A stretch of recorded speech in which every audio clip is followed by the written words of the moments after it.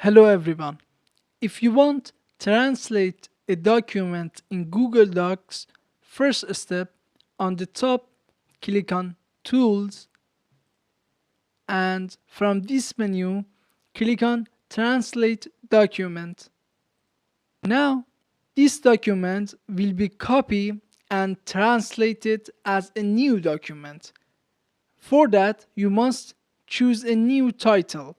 You can this box put your new name for that document. For example, test 1 or other name. After that, in the second box, click on drop down arrow and choose a language for translate. For example, I choose German, and after that, click on translate. As you see, in new box, your document will be translated in that language you selected and will be saved as a new document. I hope this video was useful for you.